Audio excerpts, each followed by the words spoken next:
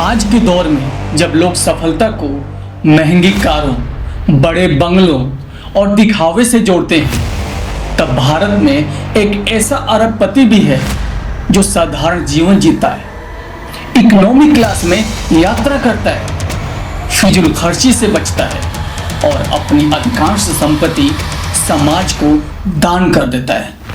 यह कहानी है अजीम प्रेमजी की, एक ऐसे व्यक्ति की जिसने अपने पिता की छोटी सी कंपनी संभाली और उसे आईटी का साम्राज्य बना दिया और फिर अपनी दौलत का बड़ा हिस्सा शिक्षा और समाज के नाम कर दिया। लेकिन सवाल यह है कि आखिर ऐसा इंसान बनता कैसे है? अजीम प्रेमजी का जन्म 24 जुलाई 1945 को मुंबई में हुआ। उनके पिता मोहम्मद हसन प्रेमजी वनस्पति तेल का व्यवसाय चलाते थे। उन्हें राइस किंग ऑफ बर्मा भी कहा जाता था। परिवार आर्थिक रूप से मजबूत था, लेकिन बच्चों को कभी भी अमीरी घमंड नहीं सिखाया गया। इसका शाब्दिक अर्थ है अच्छा परवरिश सिर्फ पैसे से नहीं बल्कि चरित्र भी बनाती है। अजीम प्रेमजी अमेरिका की स्टैनफोर्ड यूनिवर्सिटी में इंजीनियरिंग की पढ़ाई कर रहे थे और फिर 1966 में अचानक उनके पिता का निधन हो गया।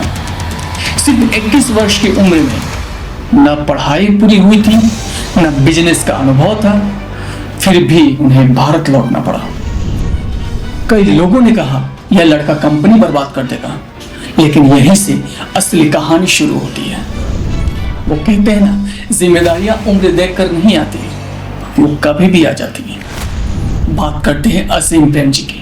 जब अजीम प्रेमजी ने कंपनी संभाली तो बोर्ड के कई लोगों को उन पर भरोसा नहीं था, लेकिन उन्होंने शिकायत नहीं की। उन्होंने सीखा, फैक्ट्री में गए, कर्मचारियों से बात की, हर प्रक्रिया समझी, धीरे धीरे निर्णय लेने लगे। युवाओं के लिए यह सीख है। आज बहुत से युवा सफलता तुरंत चाहते हैं। लेकिन प्रेमजी पहले सीखने निकले, फिर नेतृत्व करने, फिर हुई विप्रो की शुरुआत। कंपनी का नाम था वेस्टर्न इंडिया वेजिटेबल प्रोडक्ट्स, बाद में यही बनी विप्रो। शुरुआत में कंपनी साबुन, तेल और उपभोक्ता उत्पाद बनाती थी, लेकिन प्रेमजी को भविष्य दिखाई दे रहा था। उन्हें समझ आया कि दुनिया तकनीक को बढ़ावा दे रही है। फिर लिया उन्होंने सबसे बड़ा जोखिम। 1970 और 80 के दशक में भारत में आईटी उद्योग लगभग न के बराबर था, लेकिन प्रेमजी ने कंप्यूटर क्षेत्र में प्रवेश करने का फैसला किया। लोगों ने उनका मजाक उड़ाया, तेल बेचने वाली कंपनी कंप्यूटर बनाएगी, लेकिन उन्होंने आलोचनाओं की परवाह नहीं की। इसलिए कहते हैं, भीड़ जिस रास्ते पे चल रही हो, सफलता अक्सर उसके बाहर मिलती है। फिर भारत में हुआ आईटी क्रांति और विप्रो का विस्तार हुआ। 1980 और 1990 के दशक में विप्रो तेजी से बढ़ने लगी। सॉफ्टवेयर सेवाएं, टेक्नोलॉजी समाधान, अंतर्राष्ट्रीय बाजार, गुणवत्ता पर विशेष ध्यान। धीरे धीरे विप्रो भारत के शीर्ष आईटी कंपनियों में शामिल हो गई। अजीम प्रेमजी कर्मचारियों से कहते थे, हमेशा ईमानदारी से काम करो। उन्होंने रिश्वतखोरी और भ्रष्टाचार के खिलाफ सख्त रुख किया और युवाओं को लेसन दिया। शॉर्टकट से पैसा मिल सकता है, लेकिन सम्मान नहीं। अजीम प्रेमजी भले ही अरबपति बन गए, लेकिन उनकी सादगी हमेशा एक मिसाल बनी रही। उनके अरबों डॉलर की संपत्ति, लेकिन जीवन बेहद साधारण। महंगे दिखावे से दूरी, अनुशासन और समय की कीमत और सादगी। इसलिए कहते हैं ना, असली अमीरी बैंक बैलेंस से नहीं बल्कि आपकी सोच में होती है। अजीम प्रेमजी मानते थे कि भारत की सबसे बड़ी समस्या गरीबी नहीं, शिक्षा की गुणवत्ता है। इसी सोच से बनी अजीम प्रेमजी फाउंडेशन। देश के हजारों स्कूलों और शिक्षकों के साथ काम शुरू किया। उन्होंने अपनी संपत्ति का विशाल हिस्सा समाज सेवा के लिए समर्पित कर दिया। दुनिया के सबसे बड़े परोपकारियों में उनका नाम शामिल होने लगा।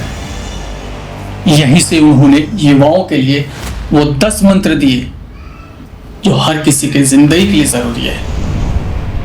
पहला ये कि जिम्मेदारी से मत भागो, चाहे कितना भी मुश्किल समय। पहला, जिम्मेदारी से मत भागो, क्योंकि मुश्किल समय ही व्यक्ति को बड़ा बनाता है। दूसरा, लगातार सीखते रहो। असीम प्रेमजी ने जीवन भर सीखना नहीं छोड़ा। तीसरा, अनुशासन सफलता का इंजन है। ईमानदारी सबसे बड़ी पूंजी है।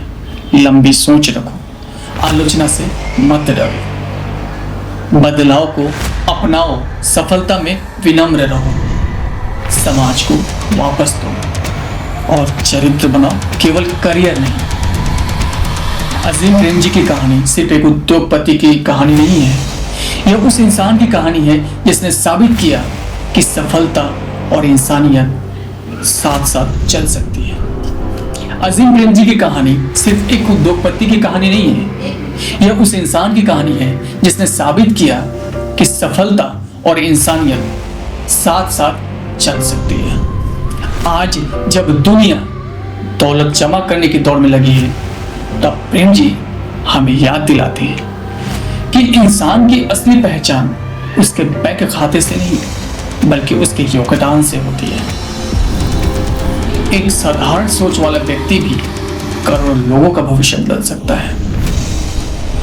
दोस्तों, अगर आपके पास आज 1000 करोड़ रुपया हो, तो आप उसका कितना हिस्सा समाज के लिए दान करेंगे और क्यों?